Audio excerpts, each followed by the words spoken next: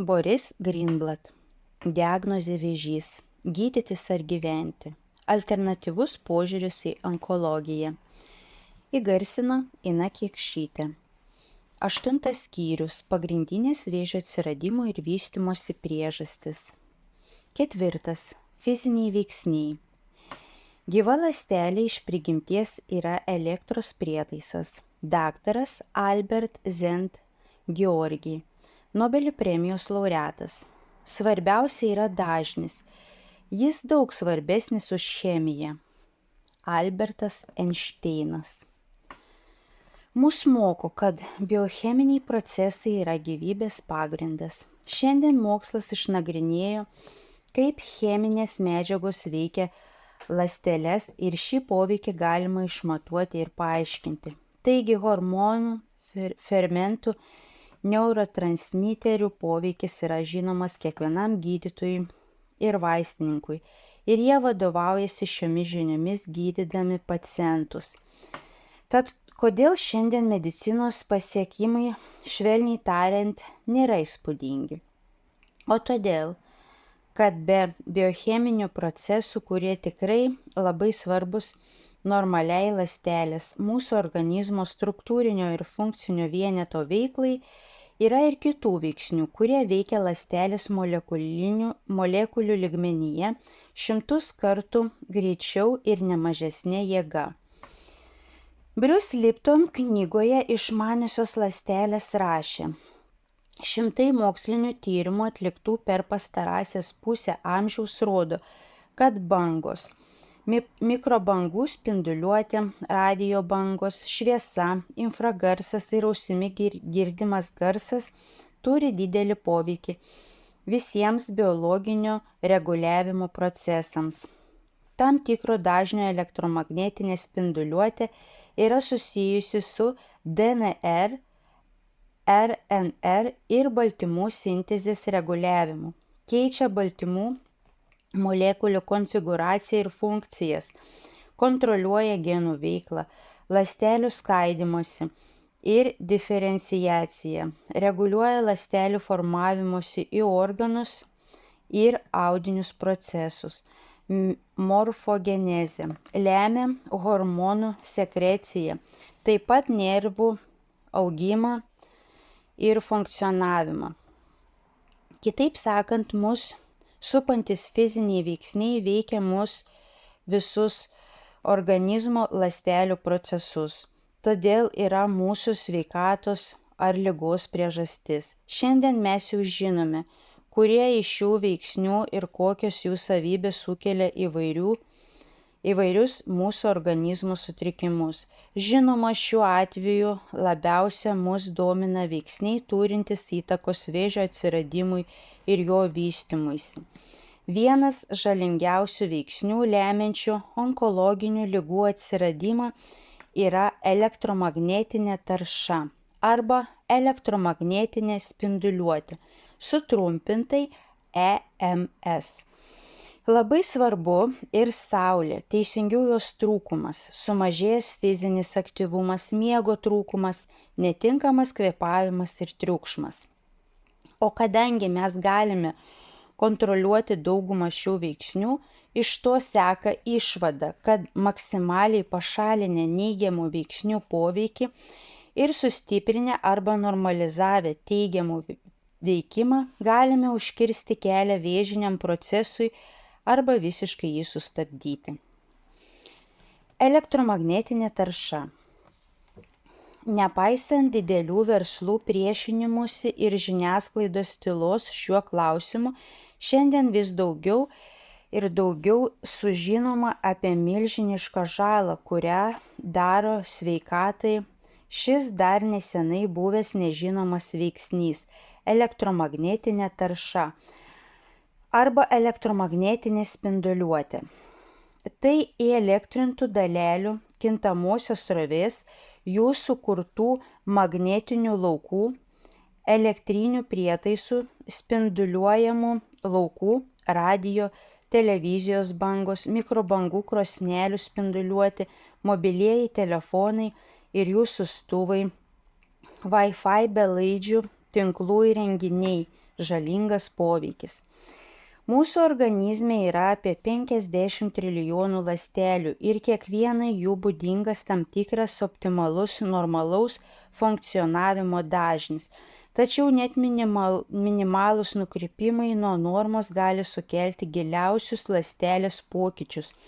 Mokslininkai jau įrodė, kad EMS gali sutrikdyti subtilų ląstelės fizinį procesą ir priklausomai nuo pažeidimo vietos gali sukelti smegenų, krūties ar prostatos vėžį, Alzheimerio ligą, išsėtinę sklerozę, diabetą ir daug kitų patologinių būklių. Šiandien mūsų elektromagnetinė spinduliuotė veikia milijardais kartų daugiau nei prieš 50-60 metų. Žvelgiant į ligų statistiką, per pastaruosius 20 metų atsirado tokių ligų, kurių anksčiau arba nebuvo, arba buvo labai nedaug. Nuolatinis tokių ligų skaičiaus augimas jau panašus į epidemiją. Daktaras David Carpenter iš New Yorko valstybinio universiteto mano, kad pastaraisiais metais itin padaugėjusių vaikų smegenų vėžio atvejų bent 30% gali būti dėl EMS. Šis faktas bent iš dalies atsakys į nelaimingų tėvų klausimą, kodėl vaikučiai suserga tokiomis ligomis. Dažnai gydytojai šių ligų priežastimis laiko genų mutacijas atsiradusias embriono vystymosi etape. Tačiau atsižvelgiant į tai, kad vaikų augimo procesai yra labai spartus, galima suprasti, kad būtent EMS, vakcinos ir pavojingi maisto priedai gali sukelti onkologinės ligas per kelis mėnesius ar kelerius metus.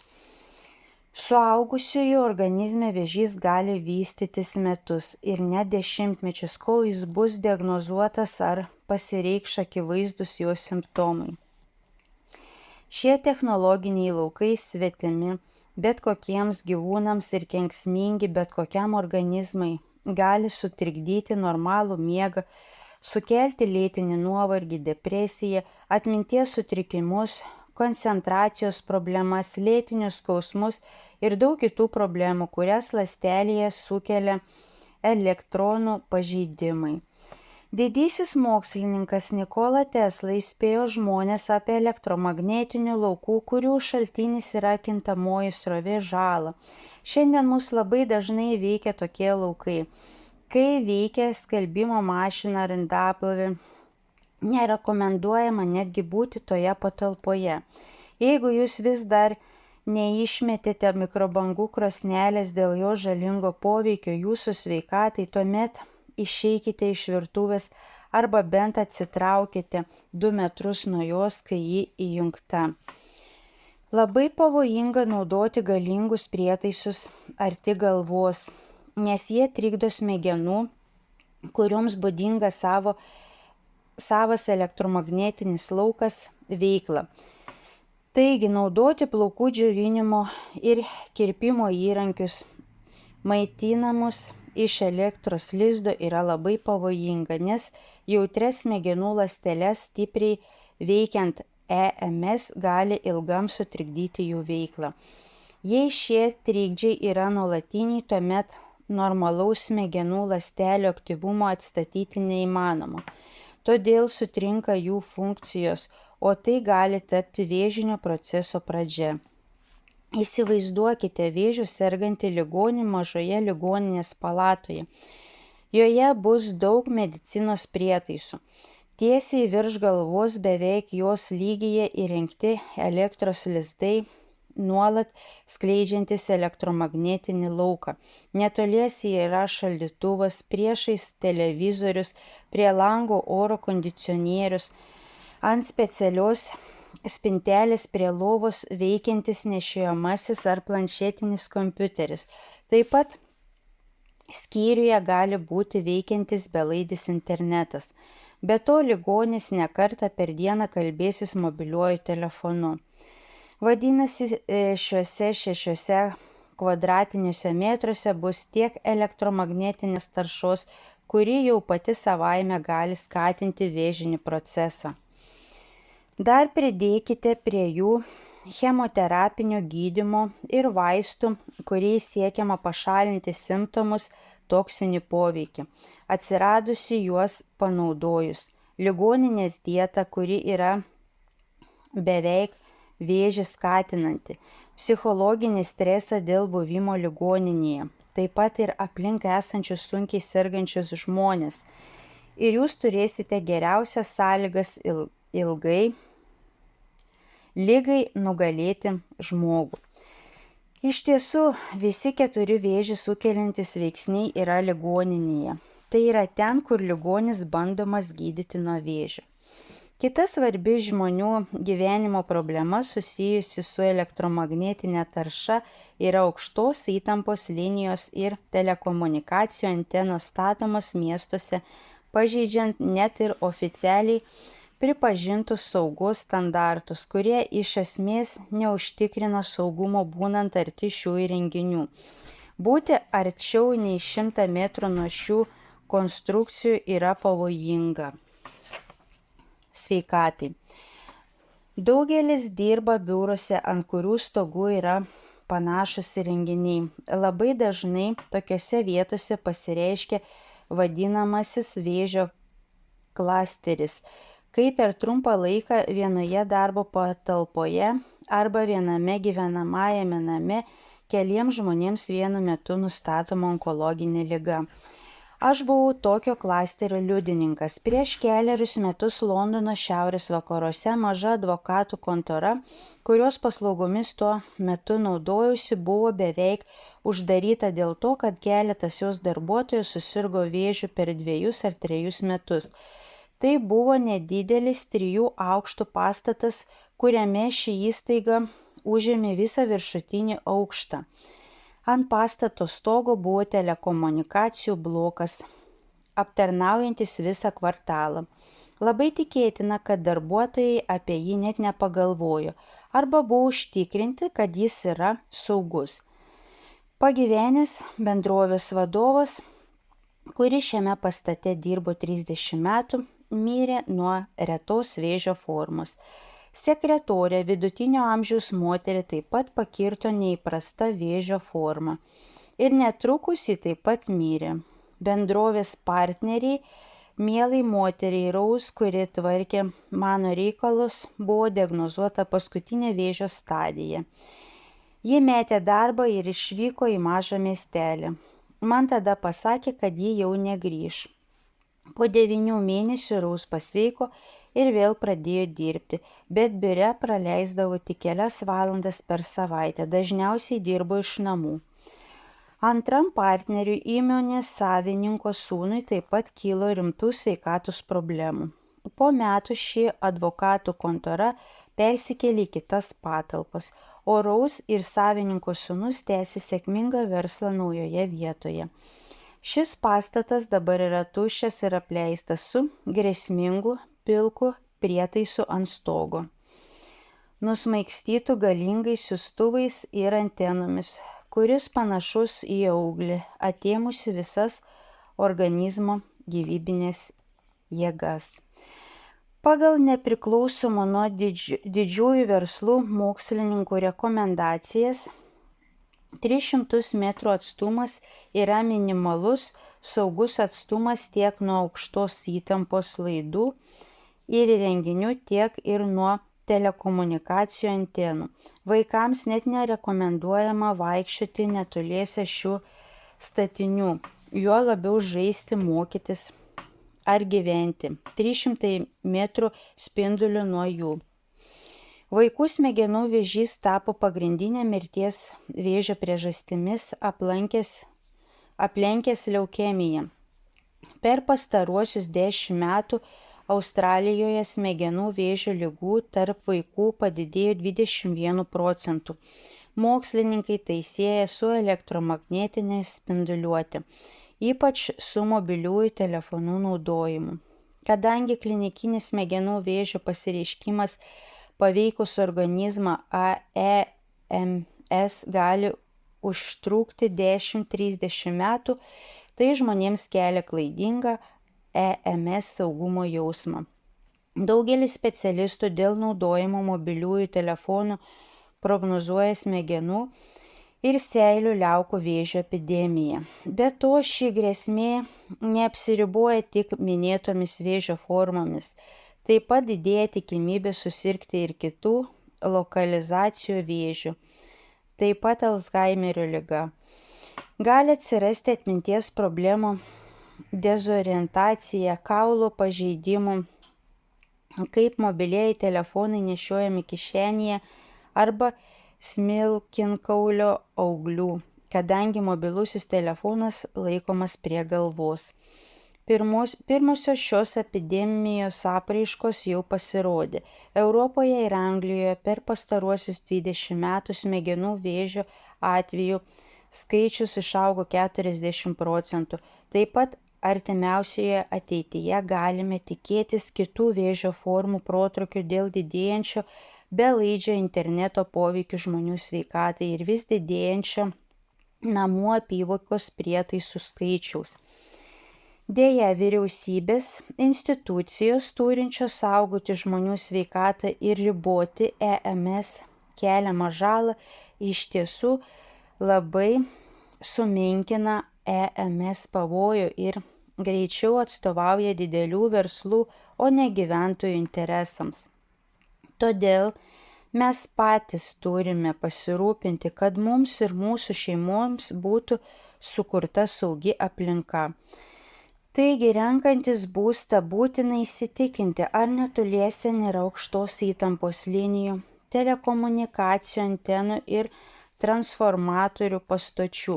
Vaikai iki 16 metų turėtų naudoti mobiliuosius telefonus tik trumpalaikiams pokalbiams, skubiais atvejais, o juo labiau neturėtų jų nešiotis prie kūno. Vaikų kambariuose neturėtų būti elektros prietaisų, televizorių, oro kondicionierių, kompiuterių. Kai kurie ekspertai netgi rekomenduoja miegant iš elektros skydelio išjungti elektros srovę. Saulė. Mes, žmonės, esame heliotropai, tai yra mūsų egzistavimui reikia saulės. Gamta mus sukūrė taip, kad daugelis biologinių procesų mūsų organizme vyksta veikiant saulės spinduliams. Jei saulė būtų tokia kenksminga, kaip teigia šiuolaikinė medicina, tuomet žmogus evoliucionuodamas būtų prisitaikęs prie šio kenksmingo veiksnio. Ant odos turėtų ką nors panašaus į apsauginį kremą nuo saulės ar ką nors panašaus į akinius nuo saulės akims apsaugoti. Tačiau yra visiškai priešingai. Veikiant ultravioletiniams spinduliams UV, kurie yra svarbi saulės šviesos sudedamoji dalis, hemoglobinas esantis raudonuosiuose kraujo kūneliuose, eritrocituose, jungiasi su deguonimi, o pastarasis yra būtinas įvairioms ląstelių funkcijoms atlikti.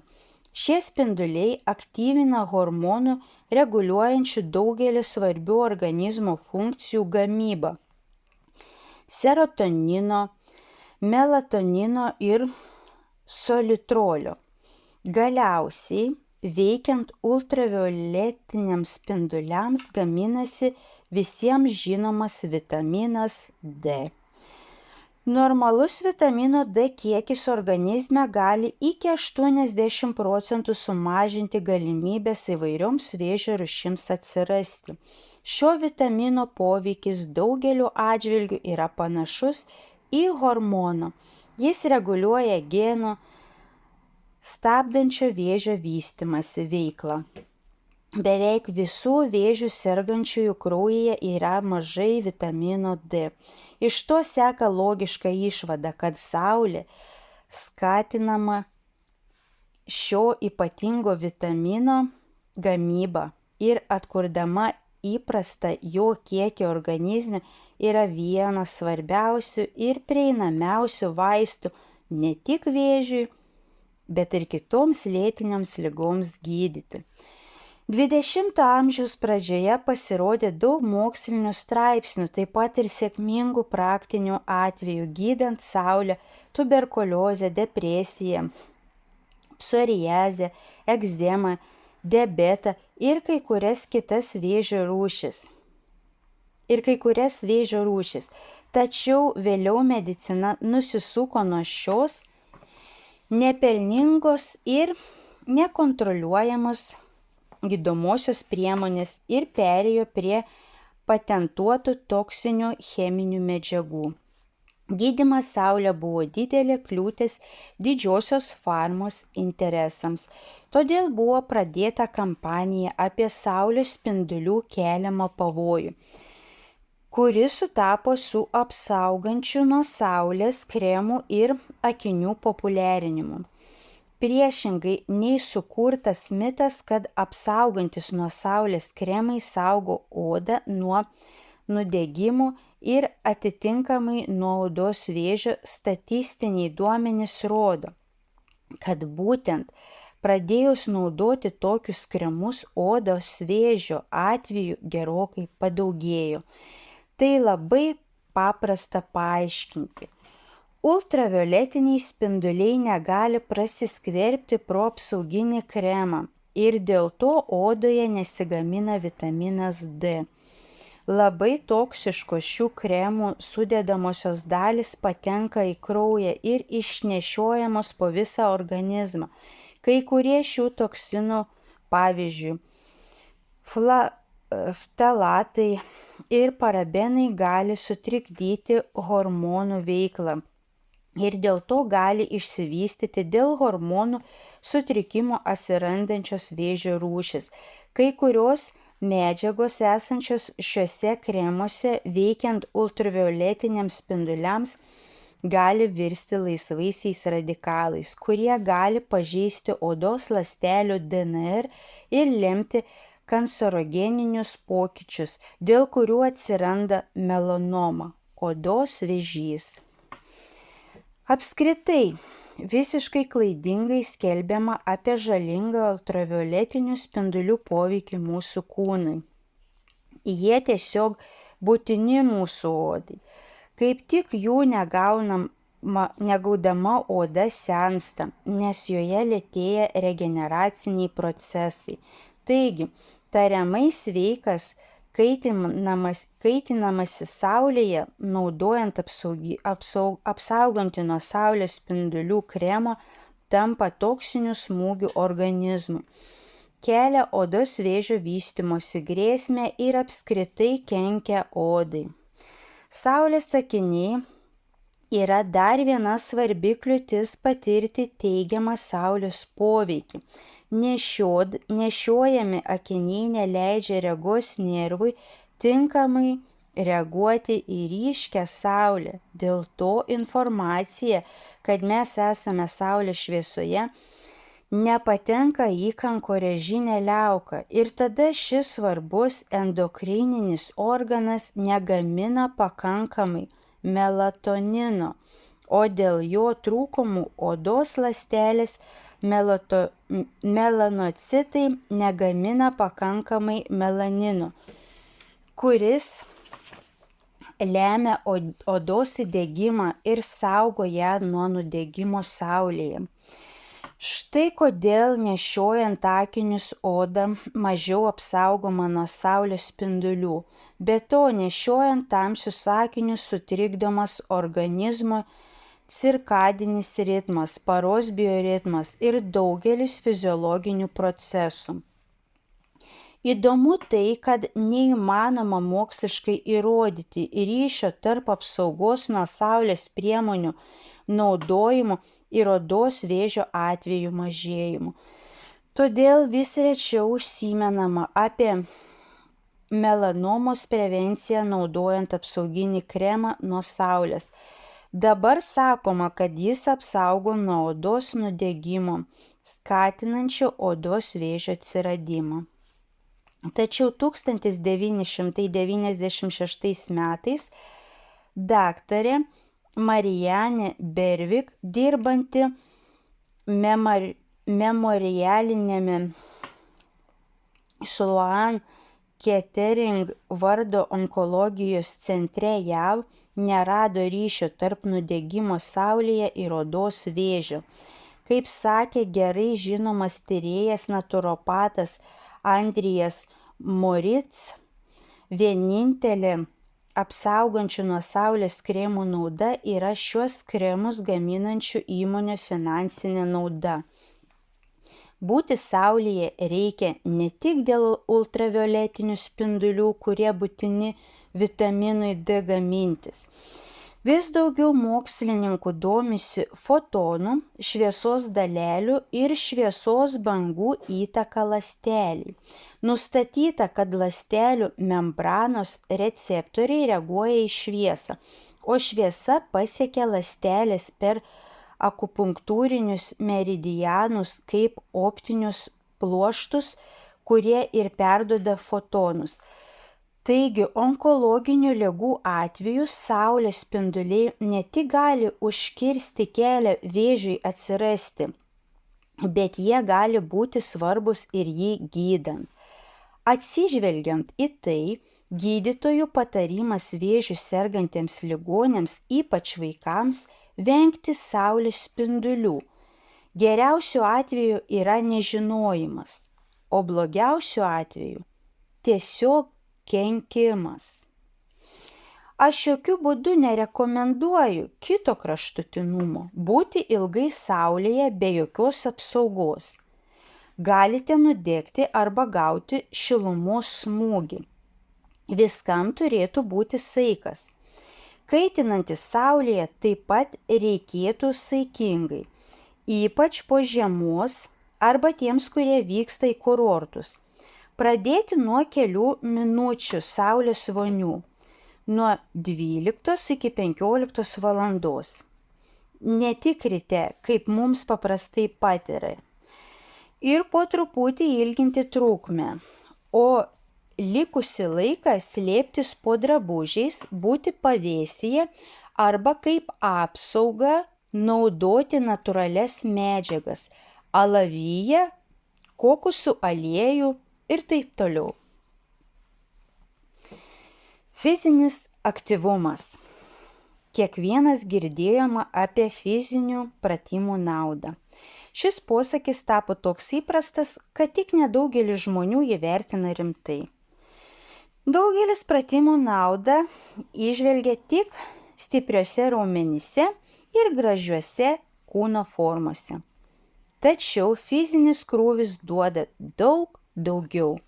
Nustatyta, kad vidutiniškai treniruojantis pusvalandį per dieną 5-6 kartus per savaitę vėžio tikimybė sumažėja net 75%. Tokio krūvio nauda ne tik vėžio prevencija, jis taip pat sumažina ligos atkryčio tikimybę. Be širdies ir kraujagyslių bei kvėpavimo sistemų stiprinimo pratimai veikia ląstelių metabolizmą, gerina maistinių medžiagų joms teikimą ir atliekų iš ląstelių šalinimą. Tai vyksta dėl ląstelių tempimo ir judėjimo fizinio aktyvumo metu. Ląstelių aktyvumas yra labai svarbus. Kai ląstelės sustingsta, toksinai ir perdirbti produktai kaupiasi joje, trikdo įprastas jos funkcijas ir pažeidžia ląstelės DNR.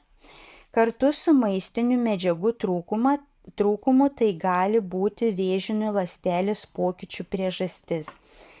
Be šių funkcijų fizinis krūvis yra taip pat reguliuoja hormonų susidarymą, mažina estrogenų ir testosterono kiekį, kurių padidėjimas lemia dėl hormonų sutrikimo atsirandančių vėžių rūšių, krūties, prostatos, kiaušidžių ir gimdos išsivystymą.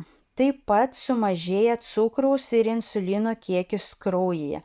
Todėl vėžinės ląstelės, kurioms cukraus reikia 20 kartų daugiau, badauja. Insulino tipo augimo faktoriaus IGF kiekis taip pat mažėja. IGF skatina uždegimą ir naviko vystymąsi. Todėl jo kiekio reguliavimas fiziniu aktyvumu yra svarbus teigiamas veiksnys ne tik kontroliuojant vėžio eigą, bet ir jo prevencijai. Kita fizinių pratimų nauda – imuniteto stiprinimas. Pastebėta, kad sportuojant daugėja specifinių imuninių ląstelių, vadinamųjų natūralių ląstelių žudikų, atakuojančių patogeną. Taip pat didėja jų aktyvumas, būtent šios ląstelės naikino vėžines ląsteles.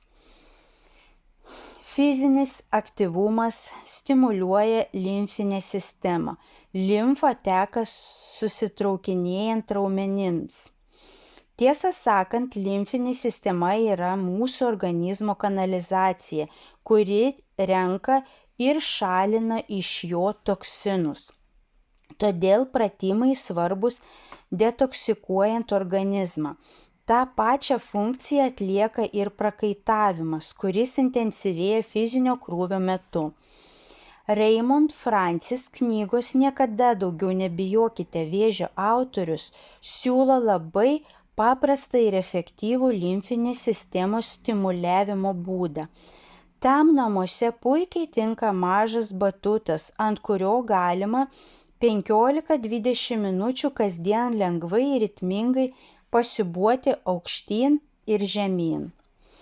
Savaime aišku, kad reguliaraus fizinio krūvio stoka kuria palankias sąlygas vėžiniam procesui prasidėti. Taip pat sunkina jau prasidėjusios ligos eigą.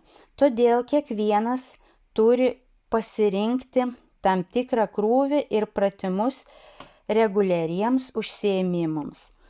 Tai gali būti pasivaikščiojimai parke, pagyvenusiems ir silpniems ligoniams arba intensyvesni kardio pratimai, sportinis ėjimas, bėgimas, slidinėjimas ir kita, tiems, kurie gali juos atlikti.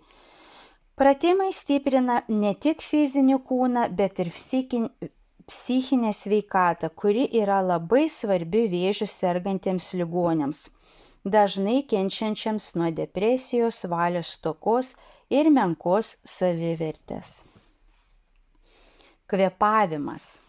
Dar 1931 metais Otto Heinrich Warburg nustatė tiesioginį ryšį tarp deguonies trūkumo ląstelėje ir jos tapimo vėžine. Jis pastebėjo, kad ląsteliai praradus daugiau kaip 40% deguonies, joje prasideda vėžiniai procesai. Atsirandančius joje normalų deguonies kiekį ląstelė sugrįžta į įprastą būseną. Paprastai deguonis į mūsų organizmą patenka per kvėpavimo sistemą, mums kvėpuojant. Būtent nuo mūsų kvėpavimo priklauso, ar organizmo ląstelės pakankamai prisotintos deguonies. Daugelis mūsų kvėpuoja neteisingai, tai yra paviršutiniškai ir dažnai. Normalus kvėpavimas ramybės būsenoje turėtų būti gilus ir ramus, ne daugiau kaip 8-12 ciklų per minutę. Streso metu kvėpavimas keičiasi, jis tampa paviršutiniškas, greitas arba netgi trūkinėjantis, tai yra truputį užlaikomas. Šie pokyčiai gali sukelti hiperventiliaciją, kuri priešingai nei šis pavadinimas pasireiškia į organizmo ląstelės patenkančio deguonies kiekio sumažėjimu. Trumpalaikė hiperventiliacija nedidelė problema. Ląstelės kompensuoja deguonies trūkumą, vos tik atsistato normalus kvėpavimas. Jei dažnai patiriame stresą arba tam tikras streso lygis yra mūsų gyvenimo kasdienybė, tada nuolat kvėpuojame neteisingai. Hiperventiliacija sukelia kraujagyslių susitraukimus, kurie iš karto sumažina gliukozės ir deguonies patekimą į smegenis. Dėl to blogėja mąstymas, atmintis, mažėja fizinis aktyvumas. Ląstelių lygmenyje simptomai gali pasireikšti tame organe, kurį labiausiai veikia deguonies trūkumas. Tai gali sukelti širdies raumens aritmiją, nereguliarų širdies plakimą ir palpitaciją, stiprų ir dažną širdies plakimą. Gali padidėti kraujospūdis, pasireikšti galvos svaigimas, nesugebėjimas susikoncentruoti. Ilgalaikis deguonies badas gali lemti vėžinių procesų audiniuose, kuriuos paveikia deguonies stoka atsiradimą. Hiperventiliacija taip pat didina anglies dvideginį, kuris būtinas kvėpavimui reguliuoti ir hemoglobinui atpalaiduoti deguonį audiniuose. Nuostolius. Sumažėjus anglies dvideginių kiekiui didėja kraujo pH. Alkalinizacija. Todėl prasideda kompensuojamieji procesai per inkstus išlapimą išskirdami šarminiai mineralai. Nepaisant atkurto normalaus kraujo pH, ląstelės šio proceso metu praranda šarminius mineralus, magnį ir kalcį, todėl ląstelinė terpė tampa rūgštinė. Dėl to blogėja ląstelės deguonies absorpcija ir, kaip jau minėjome, tai sukelia vėžį. Žinoma, daug teisingo kvėpavimo metodikų, kurias gali išmėginti vėžiu sergantis ligonis. Vienas populiariausių yra Vladimiro Frolovo kvėpavimo treniruoklis, kurio poveikis pasireiškia gana greitai. Kvėpavimo joga taip pat yra labai veiksminga. Miegas. Daugelis mano, kad šiandien gyvenant neramų įtemptą gyvenimą galima sutaupyti laiko miego sąskaitą, o ryte išgerti stiprios kavos ir pasijusti žvaliais. Miego trūkumas linkęs kauptis ir dėl to gali atsirasti rimtų hormonų, imuninės sistemos, širdies ir kraujagyslių sistemos sutrikimų. Psichinė būsena taip pat prastėja, sukeldama įvairių organizmo sistemų veiklos antrinius pokyčius. Visa tai gali paskatinti vėžinių procesų atsiradimą ar jų progresavimą. Be to, miego stoka yra susijusi su diabeto, nutukimu, aterosklerozės ir hipertenzijos vystymusi. Miego trūkumas taip pat skatina uždegiminius procesus, o šie vėžio vystymasi. Žmonių, kurie miega mažiau nei 6 valandas, yra padidėję uždegiminiai žymenys. C reaktyvus baltymas, interleukinas 6 ir fibrinogenas. Gilesni pažeidimai nulemti miego stygiaus atsiranda dėl hormonų sutrikimų. Neišsimiegančių žmonių organizme yra padidėjęs kortizolio, tai yra streso hormono lygis. Apie šio hormono ilgalaikį negatyvų poveikį organizmui, o ypač imuniniai sistemai, rašyta ankstesniuose skyriuose. Išsamiau norėčiau aptarti kitą hormoną – melatoniną, kuris gaminasi miegant. Kuo ilgiau ir giliau mes miegame, tuo tamsesnis mūsų miegamasis, tuo geriau gaminasi šis svarbus hormonas. Jis stabdo navikų augimą ir apsaugo ląstelių DNR nuo laisvųjų radikalų sukeliamų mutacijų. Melatonino trūkumas veikia kitus hormonus, ypač didina estrogenų kiekį.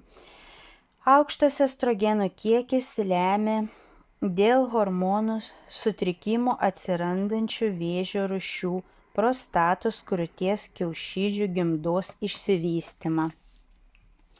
Deja, mažai žmonių žino, kad miegoti turėtume visiškoje tamsoje. Net menka elektroninio laikrodžio šviesa, elektroninių prietaisų, mobiliųjų telefonų, planšetinių kompiuterių ir kitų įkroviklių šviesa gali trikdyti melatonino gamybą. Ypač žalinga miegoti šviesoje. Svarbiausias laikas, kuomet gaminasi melatoninas, yra 23-24 valanda. Tačiau būtina sąlyga – miegoti reikia eiti 22 valandą. Kitas svarbus veiksnys yra normalaus organizmo ritmo sutrikimas. Taigi, naktinių pamainų darbuotojams yra didesnė tikimybė susirgti vėžiu. Moterims metais dirbančioms naktinėje pamainoje krūties vėžio tikimybė padidėja kelis kartus, be to jis būna agresyvesnis. Miego sutrikimas arba jo trūkumas sukelia stresą ir daug neigiamų pasekmių organizmui. Stresas trikdo normalų miegą. Taip prasideda užburtas ratas. Onkologiniam ligoniui būtina jį įveikti. Tiek normalizuoti miegą, tiek mažinti stresą. 8 valandos miego minimali trukmė būtina vėžiu sergantiems ligoniams, kad visos jo organizmo sistemos per naktį atsigautų ir pasiruoštų kitai dienai. Miegoti reikia eiti ne vėliau kaip 22 valandą ir visiškoje tamsioje patalpoje.